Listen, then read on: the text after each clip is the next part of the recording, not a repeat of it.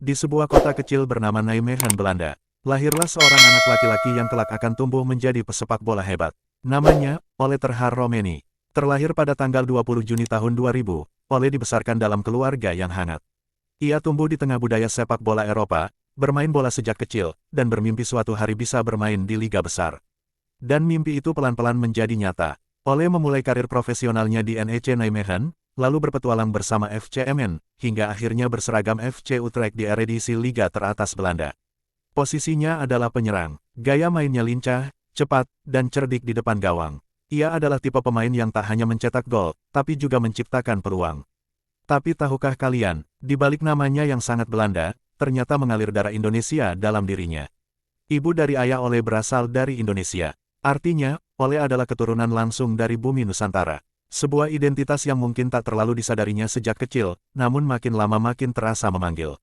Di antara langkah-langkah kariernya, satu pertanyaan mulai tumbuh dalam hati Ole.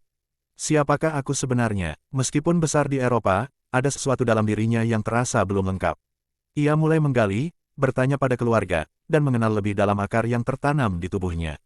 Dan dari sanalah, tumbuh sebuah rasa baru. Sebuah kerinduan pada negeri yang belum pernah ia kenali sepenuhnya. Bukan hanya sekadar darah, tapi ada kebanggaan, ada ikatan batin yang perlahan mulai kuat. Indonesia memanggilnya, dan hati Ole pun menjawab. Ada 3 alasan besar yang membuat Ole Roemeny mantap membuka hati untuk Indonesia.